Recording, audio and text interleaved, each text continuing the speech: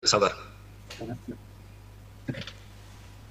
أعوذ بالله من الشيطان الرجيم. بسم الله الرحمن الرحيم. سبح لله ما في السماوات وما في الأرض وهو العزيز الحكيم.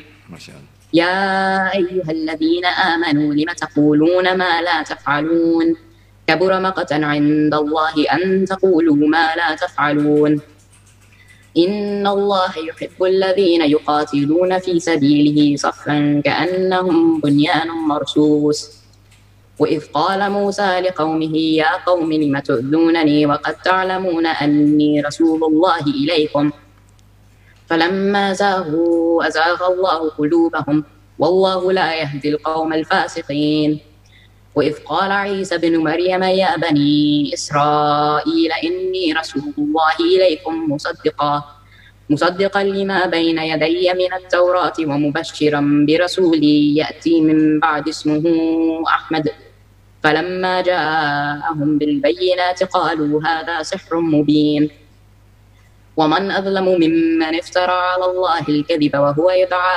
إلى الإسلام والله لا يهدي القوم الظالمين يريدون ليطفئوا نور الله بأفواههم والله متم نوره ولو كره الكافرون هو الذي أرسل رسوله بالهدى ودين الحق ليظهره على الدين كله ولو كره المشركون يا أيها الذين آمنوا هل أدلكم على تجارة تنجيكم من عذاب أليم تؤمنوا بالله ورسوله وتجاهدون في سبيل الله بأموالكم وأنفسكم تؤمنون بالله ورسوله وتجاهدون في سبيل الله بأموالكم وأنفسكم ذلكم خير لكم إن كنتم تعلمون يغفر لكم ذنوبكم ويدخلكم جنات تجري من تحتها الأنهار ومساكن طيبة في جنات عدن ذلك الفوز العظيم وأخرى تحبونها نصر من الله وفتح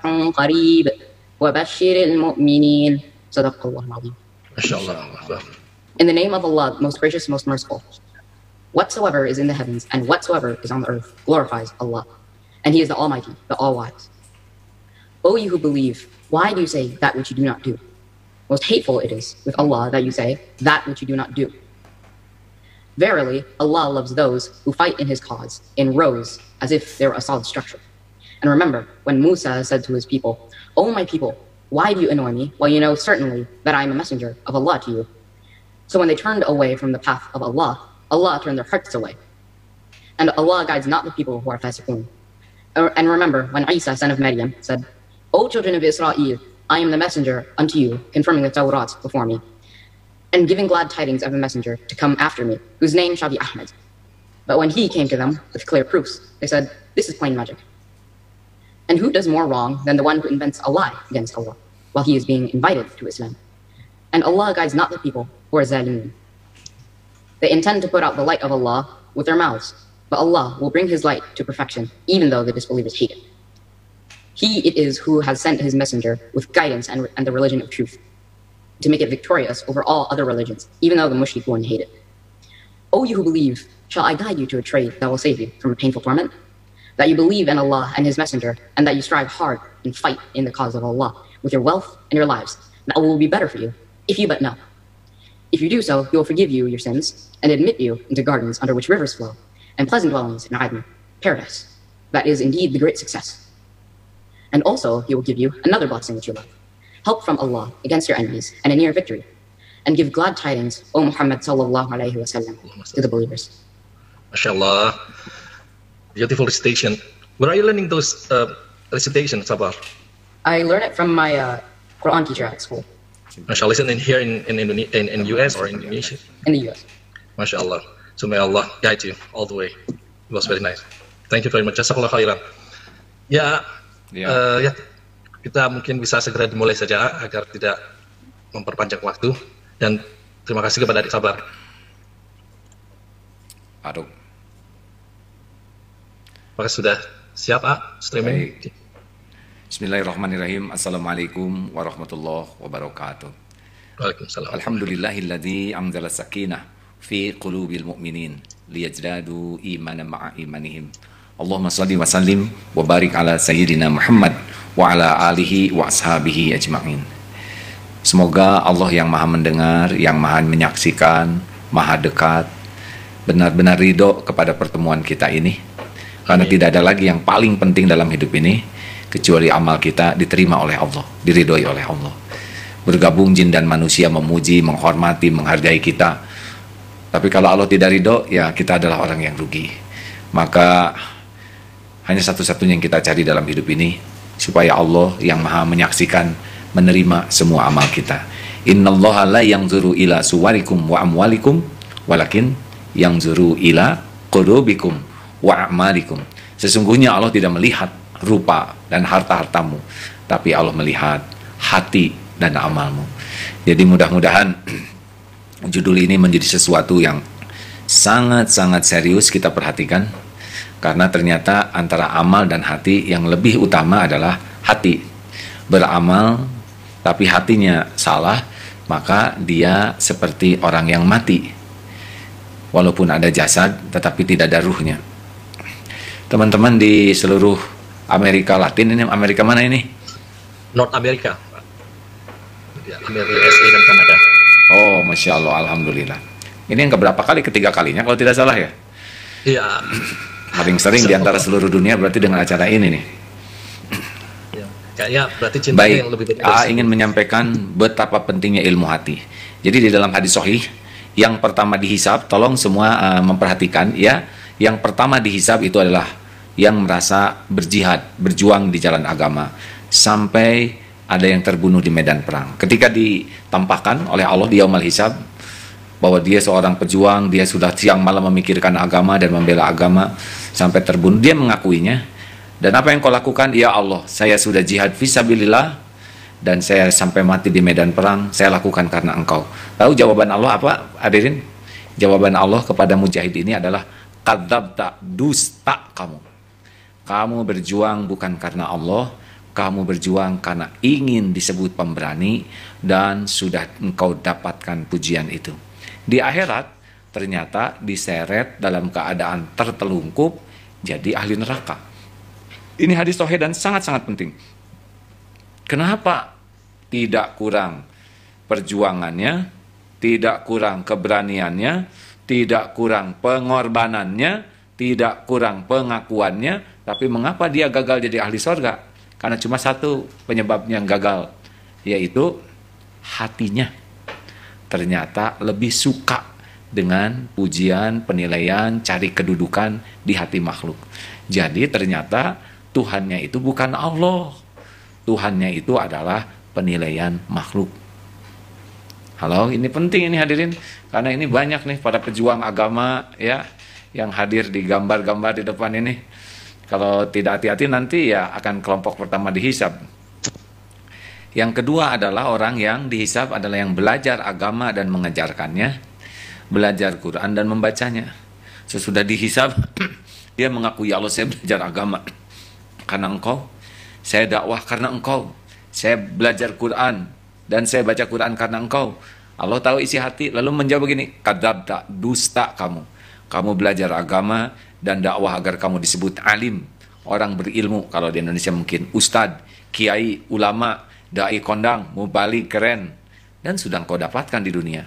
Di akhirat itu ulama diseret, tertelungkup oleh malaikat jadi ahli neraka, termasuk yang baca Quran padahal suaranya indah, benar-benar bacaannya benar, bagus, hafal Quran, tetap tidak bisa ke surga. Bukan kurang ilmunya, bukan kurang pemahamannya, bukan kurang dalilnya, bukan kurang dakwahnya, yang kurang cuma satu saja. Apanya hadirin? Hatinya.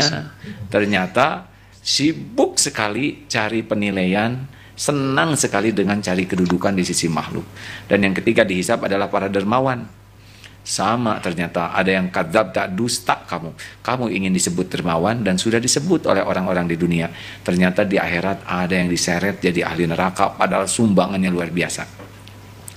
Mudah-mudahan dalil sahih ini benar-benar menjadi bahan tafakur kita nih. Jadi tidak cukup memperbanyak amal. Karena yang paling penting itu bukan banyak amal, tapi diterima amal kita oleh Allah. Sepakat tadi deh? Sepakat tidak nih Amerika? Sepakat, insya Allah. Kalau tidak Insya sepakat, Allah. kita udahan, selesai aja.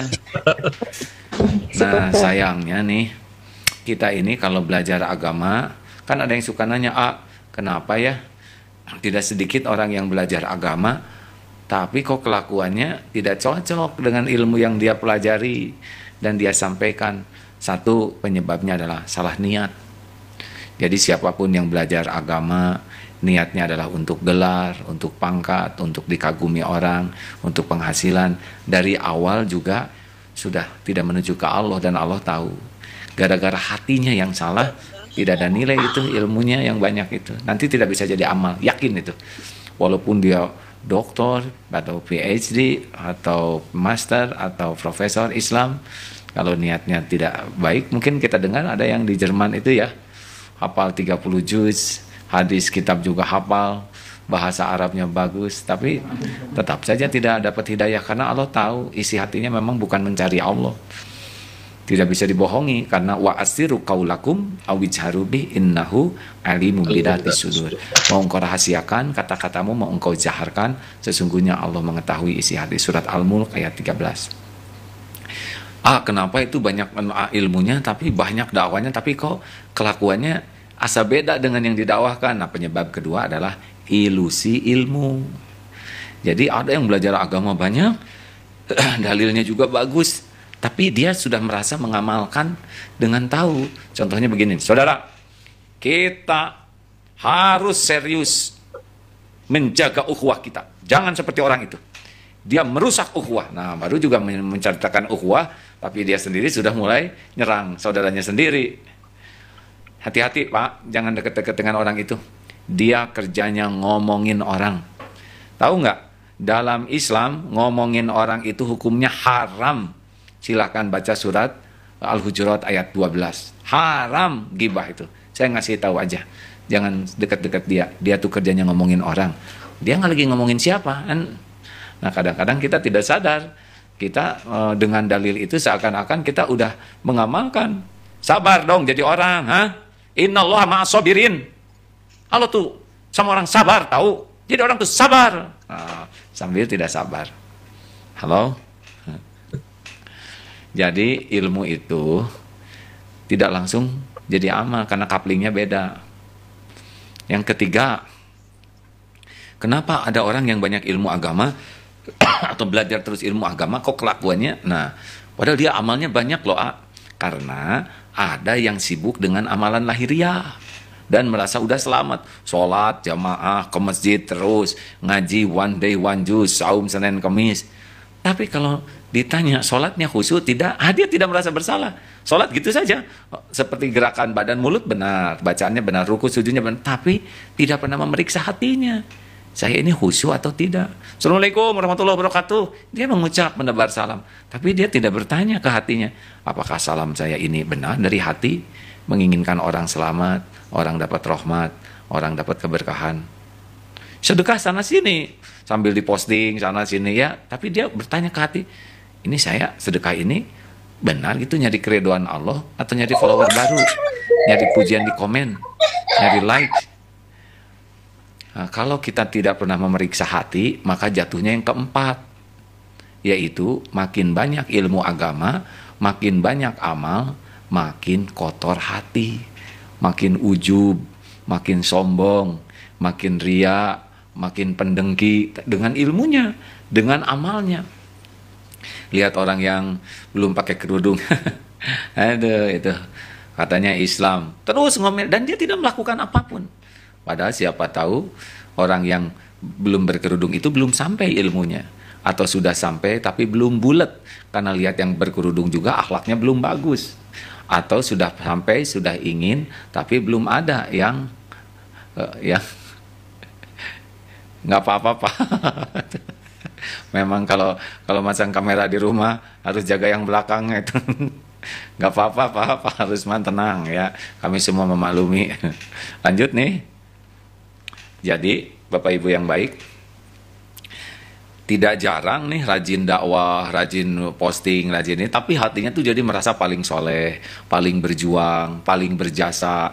paling spesial, beda dari yang lain. Sehingga kalau melakukan apa-apa ingin diperlakukan spesial oleh orang lain. Kalau dia beli sesuatu, kalau bisa orang dia ngasih murah, ya. Kemudian kalau dia datang ingin dipakai spesial lah. Dengan ilmu dan agamanya dia menginginkan balasan dari manusia, bukan balasan dari Allah. Lalu kalau orang tidak melayaninya dengan baik, dia akan tersinggung, marah. Kemudian lihat saja orang-orang yang berbuat gitu ke saya lama-lama akan celaka sendiri. Waduh, begitulah. Seakan-akan lebih mulia dari Rasulullah. Kalau dia disakiti orang bakal ngejengkang, itu kan ujub. Jadi Bapak Ibu yang baik, hati-hati sekali banyaknya ilmu, banyaknya berjuang, banyaknya amal. Kalau tidak pakai ilmu hati, nambah penyakit hati, dan hasilnya seperti yang tadi diungkapkan di dalam hadis yang pertama tadi. Tidak sedikit yang amalnya luar biasa, tapi sirna karena ternyata di hatinya punya Tuhan yang lain, yaitu mencari pujian, penilaian, kedudukan di sisi makhluk dengan menggunakan amal ibadah hak Allah Subhanahu wa taala. Sampai di sini kira-kira jelas tidak nih pentingnya ilmu hati?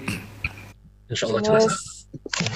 Saya kutip sebuah hadis Sahih Bukhari, ala inna fil jasadi mudghah idza saluhat saluhal jasadu kullu wa idza fasadat fasadal jasadu kullu ala wahyal qalbu.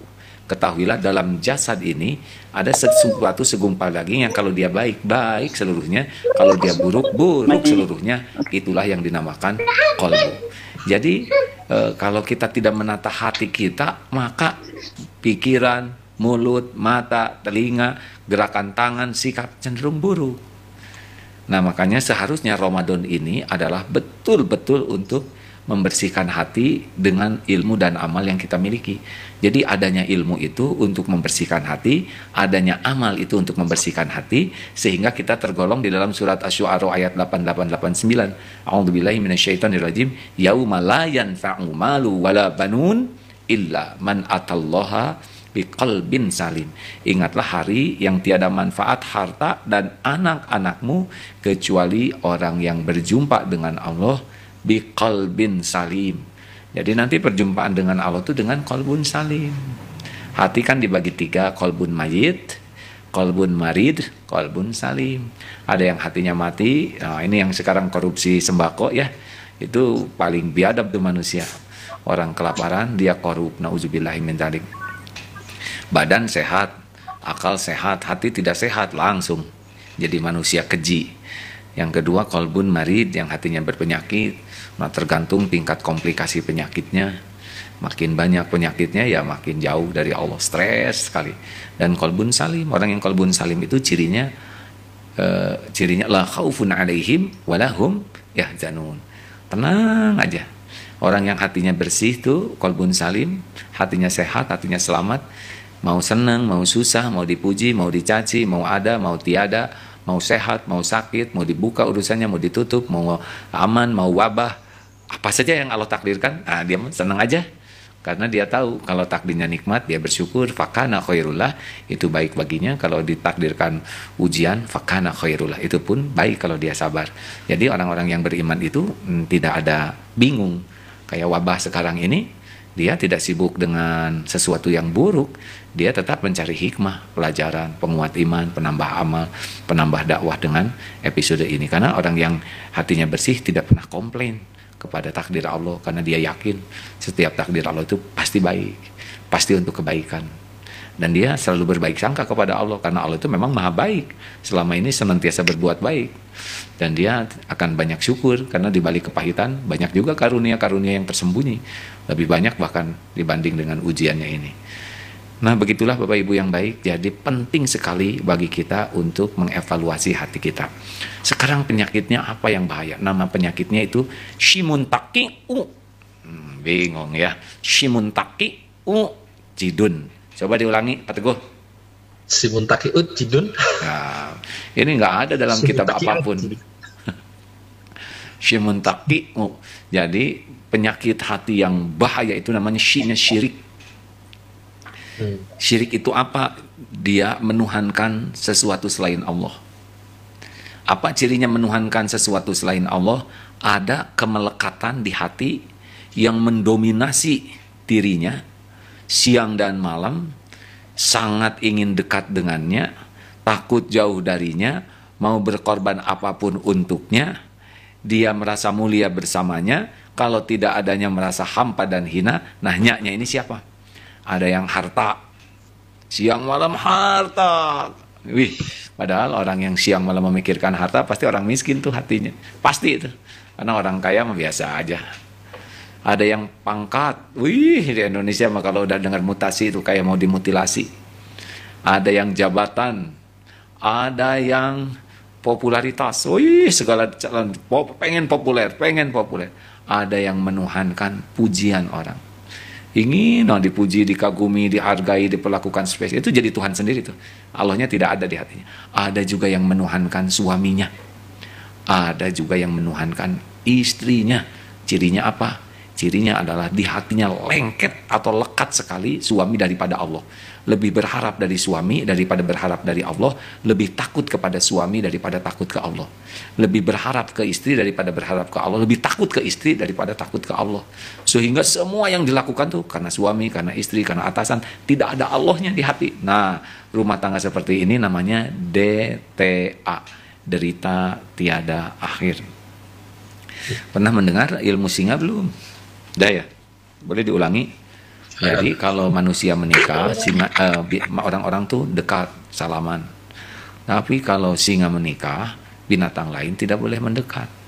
Oh, tiba-tiba singa lagi nikah tuh ya, kucing mendekat. Waduh, singa marah. Pas mau dipukul si kucing bicara, singa kasih kesempatan saya bicara. Jangan emosi kayak gitu. Apa? Lalu kucing berbisik, tiba-tiba singa pucat. Coba itu. Apa yang dikatakan kucing? Hei singa, jangan sombong kamu ya. Saya ini dulunya singa, tapi sesudah nikah saya jadi kucing. Gitu. Jelas, Meng? Ayo pada mengeong. Aduh, berada di Amerika di mana-mana ya, kalau jenis kucing mengeong terus. Otot, kawat, balung besi, leher beton, urat kabel. Eok. Kenapa? Karena takut sama istri. Ya, apakah bagus takut sama istri? Salah. Kalau lelaki takut sama istri, maka dia baiknya cuma di depan istri. Di belakang istri lincah tak terkendali. Kalau suami takut kepada Allah, dimanapun dia berada, dia pasti jaga diri. Itulah sebabnya kalau suami ketakutan oleh istri, itu pasti kurang iman. Jadi baik sopan ke istri, tapi ya jangan takut ya. Allah yang memiliki dan menentukan segalanya. Sama istri juga jangan menuhankan suami. Wahai suamiku, you are my everything. Lebay. Kalau seorang istri mengatakan suami engkau adalah segala-galanya bagiku, dia sudah menuhankan suami itu. Pasti nggak bahagia. Hati-hati, biasa-biasa saja dengan dunia ini ya. Tak boleh ada kemelekatan kata kuncinya. Gimana caranya? Ingat istri, langsung ingat Allah. Ingat suami, langsung ingat Allah. Ini milik Allah, ini titipan Allah. Lihat harta, ini milik Allah, ini titipan Allah. Terus apapun selalu nyambung ke Allah, sehingga yang dominan itu nanti Allah di hati kita. Orang stres itu adalah orang yang kebanyakan mikir, kurang zikir. Harusnya bagaimana? Pak Teguh? Orang stres kebanyakan mikir, kurang zikir. Harusnya bagaimana? Harusnya zikir dulu. Ya, banyak zikir, terus kurang mikir. Salah. Nggak mungkin kita nggak mikir. Harusnya tiap mikir jadi zikir. Nah, masalahnya itu tidak nyambung ke Allah. Ingat virus COVID, nggak ingat ke Allahnya, pasti stres. Ngelihat yang sakit, nggak ingat ke Allah, stres. Ingat yang meninggal, nggak ingat ke Allah, stres. Wah, segala dibaca. Ingat Donald Trump, nggak ingat Allah, stres juga. Makanya kalau mikir sesuatu nyambung ke Allah, nanti Allah menurunkan sakinah. Surat At-Taqabun ayat 11. Ma aswaba min musibatin illa biiznillah wa may yu'min billah yahdi qalbah. Tak ada satupun musibah yang menimpa kecuali dengan izin Allah. Barang siapa yang beriman kepada Allah, yakin ke Allah, yahdi qalbah, Allah akan memberikan petunjuk di hatinya. Udah enak, kalau ada petunjuk mah tenang. Yang kedua adalah munafik. Orang munafik itu adalah orang yang, kalau kita mungkin tidak munafik akidah ya. Kalau Abdullah bin Ubay, dia menampakkan keislaman tapi hatinya tidak Islam. Kalau kita menampakkan kesolehan padahal hatinya enggak. Tapi sama-sama munafik, cirinya adalah gampang ngebohong. Dikit-dikit bohong, lagi ngobrol bohong, lagi bergurau bohong. Nggak takut dia. Dalam ngobrol juga segala aja dibagus-bagusin. Karena dia memerlukan pengakuan. Pengakuan, pujian, sehingga dikit bohong. Kemudian gampang sekali berjanji. Janji karena supaya dianggap baik, dia ngobrol janji demikian mudah. Nah, tapi dia nggak sungguh-sungguh menepati. Seneng dikit dia ngomong janji, saya kasih itu, saya beliin itu. Nah, udah. Jadi munafik tuh gampang berjanji tapi sulit menepati. Yang ketiga adalah tidak amanah. Jabatan pengen gitu, kasih jabatan nggak kerja apa-apa, nggak pernah rapat, nggak pernah bikin laporan, nggak pernah ada target. Tapi dia senang dengan jabatan itu. Dia sebut-sebut di kartu namanya jabatan, padahal dia nggak kerja sama sekali, nggak ada tanggung jawab, nggak ada yang dilakukan yang sesuai. Tapi dia pakai kartu nama itu dan dia merasa bangga dengan sesuatu yang dia tidak pertanggungjawabkan. Hati-hati nih. Dan ciri keempat, kalau bertengkar itu orang munafik tuh suka berlebihan, kasar, tidak baik aja. Jangan sampai kita memiliki sifat munafik. Orang munafik tuh beda-beda ya, di depan dengan di belakang beda, punya dua muka. Yang ketiga syimuntak, takabur. Orang takabur tuh cirinya dua, batarul haq wa ghamtun nas, mendustakan kebenaran dan menganggap remeh orang lain. Jadi orang-orang sombong itu dia tuh nggak bisa belajar dari yang lain, nggak bisa, karena dia sudah merasa paling benar, nggak bisa nerima saran, kritik. Apalagi kritik musuh itu dia ya. Orang padahal dia doa sholat ihdinas siratal mustaqim, minta diberi petunjuk, giliran Allah mengabulkan, memberi petunjuk, ngambek dia. Dasar munafik begitu ya. Sibuk bela diri, kemudian berbalik sibuk menyerang. Begitulah kemunafikan itu akan membuat orang sulit sekali menerima kebenaran, dan kerjanya tuh ngeremehin orang aja. Tiap orang tuh jadi rendah aja dalam pandangannya. Nah, itu munafik. Si muntaki, ujub.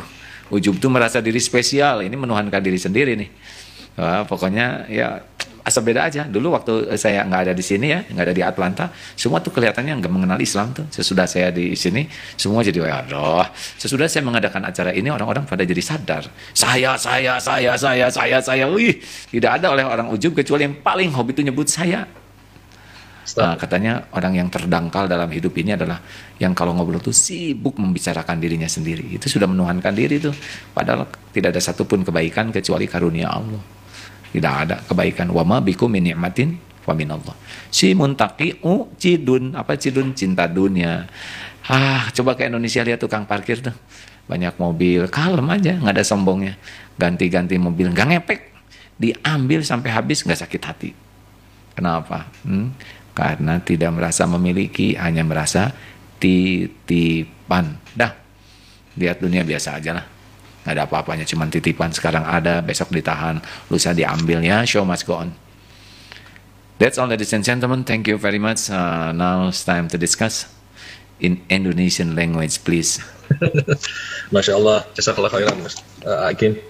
Jadi yang terpenting adalah ridho Allah untuk semua amal ini. Dan yang bisa saya lihat dari ulasan tadi bahwa semua amalan kita harus berlandaskan hati yang bersih ya.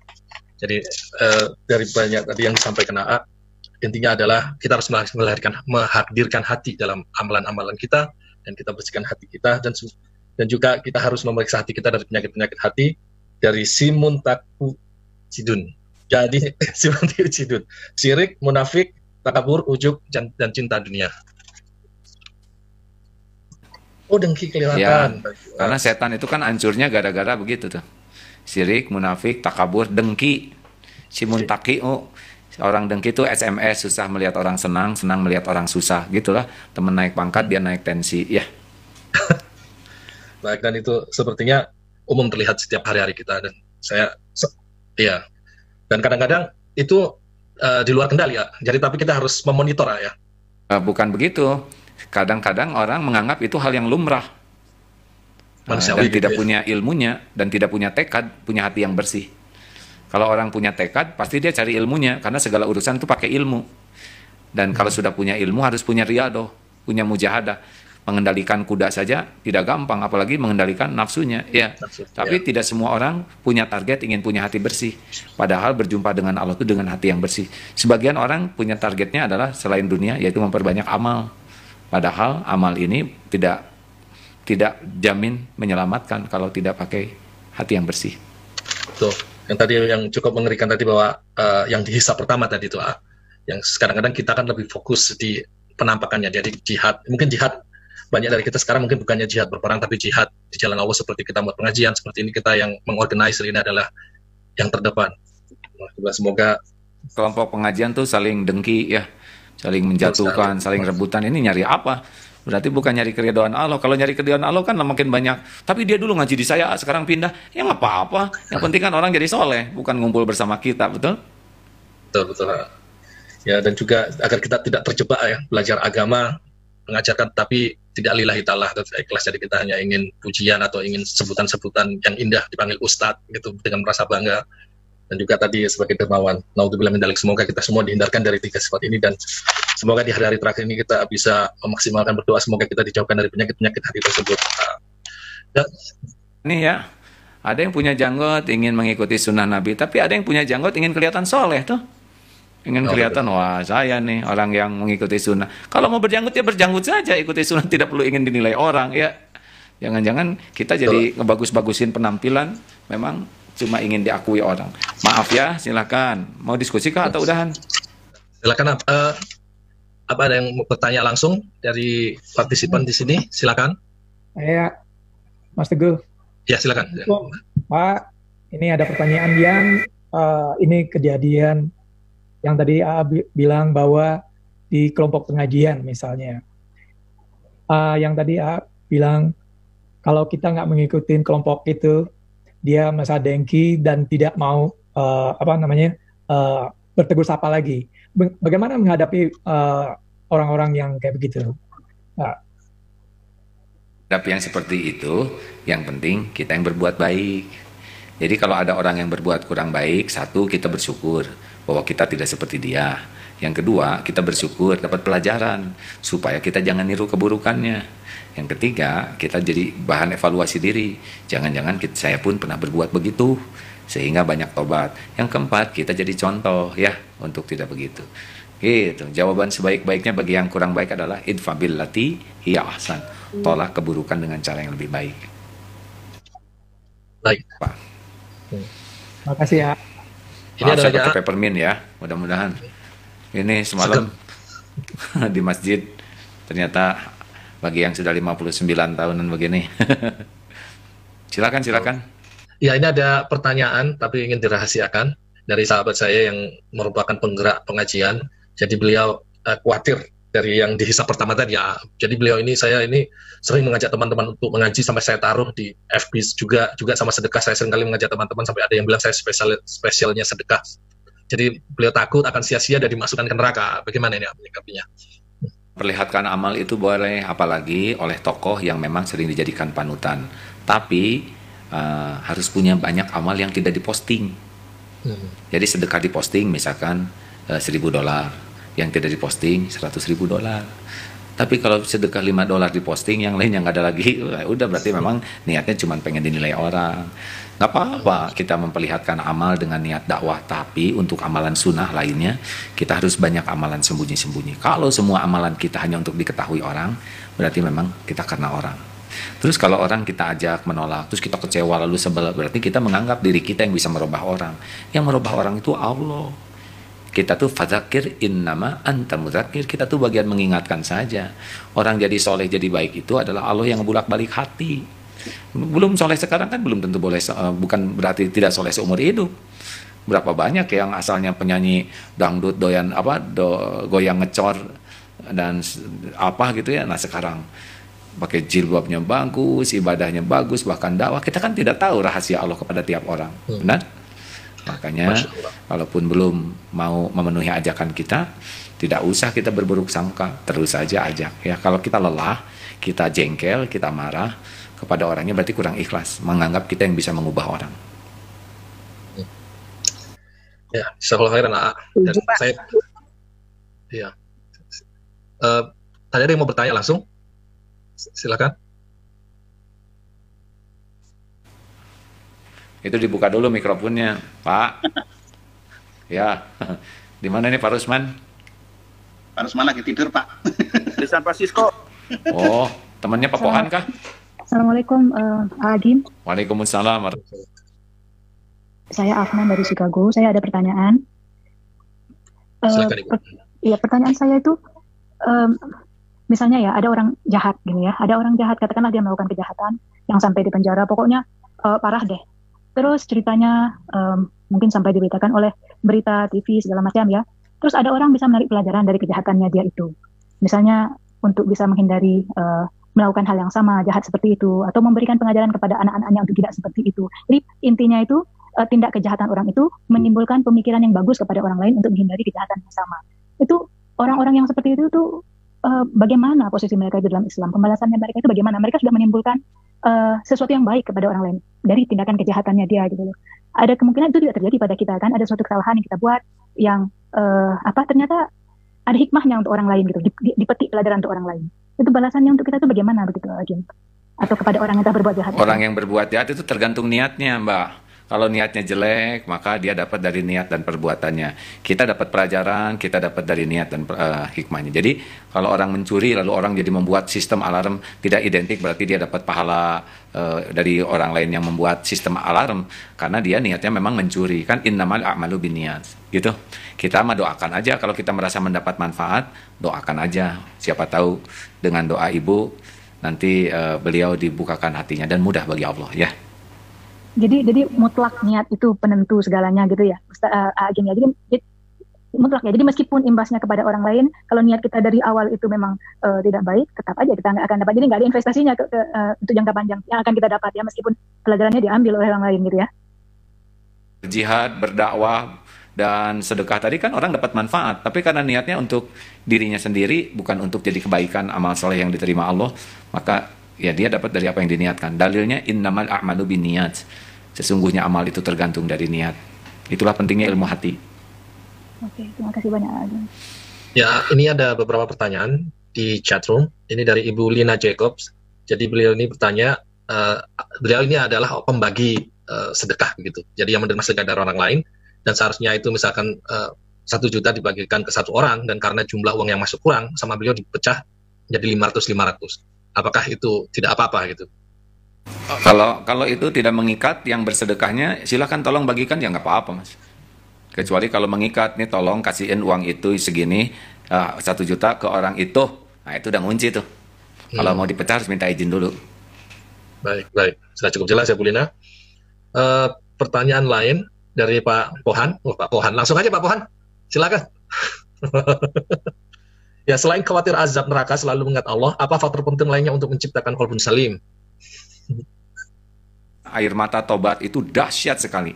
Kalau ada orang ini zikir terus ya, terus ada satu lagi zikirnya tuh dalam bentuk menghibah ampunan kepada Allah. Nah Allah lebih gembira lihat orang yang sangat menyesali dirinya dan mengharapkan ampunan Allah. Saya kira dalilnya sudah sangat dimafhum ya, yang orang yang kehilangan unta berikut perlengkapannya di padang pasir, lalu dia sampai mencari dan putus asa, sampai akhirnya dia berbaring, sudah nih mah, saya nggak ada harapan, saya akan mati di padang pasir ini karena nggak ada kendaraan dan perbekalan. Sedang berbaring, tiba-tiba untanya datang, dia gembira luar biasa, sampai dia mengatakan, ya Allah, aku Tuhanmu, engkau hambaku. Keceletot ini, fatal sekali ini ya, kata-kata yang paling horor ini. Tapi di hadis itu disebutkan, saking gembiranya orang keceletot, nah Allah itu lebih gembira dari kegembiraan orang itu melihat orang tobat. Itulah sebabnya jangan anggap remeh orang-orang yang berdosa kemudian tobat. Dia bisa menyalib kita tuh, yang banyak sholat, banyak dakwah, banyak ini, tapi jarang tobat. Wih, itu orang-orang tobat itu dahsyat sekali itu. Pertanyaannya sekarang, punya dosa nggak? Kelihatannya tenang-tenang ini bapak-bapak ini. Nih gitu kan. Kita kan dosa biasa nih. Cuman karena ditutupi Allah aja kita masih kayak gini. Ya, kalau dibuka mah nggak ada tuh yang dipasang fotonya di depan kayak gini, termasuk saya nih.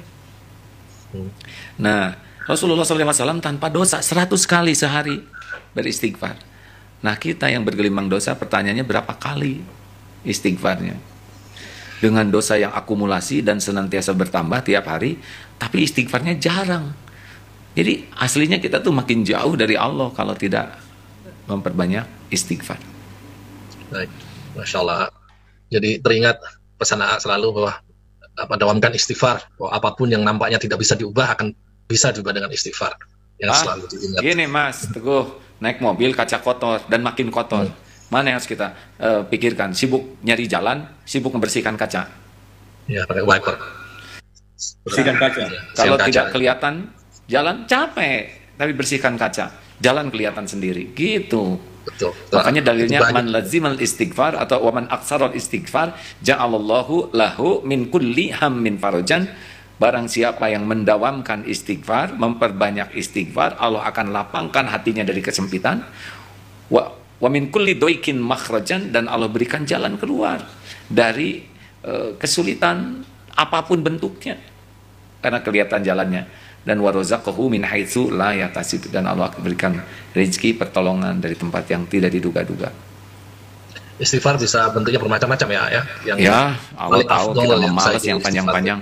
Astagfirullahaladzim, Allahumma gfir wa atubu ilaihi. Macam-macam. Astagfirullahaladzim, alladzi la ilaha illa huwal hayyul qayyum wa atubu ilaihi. Ada sayyidul istighfar yang kalau kita baca pagi dengan yakin, kita meninggal siang atau sore kita bisa masuk surga.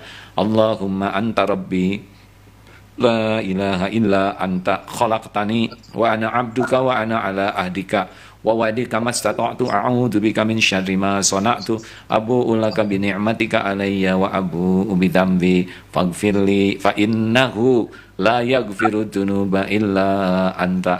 Panjang ya. Tapi kalau belum hafal gampang, baca aja itu di Google.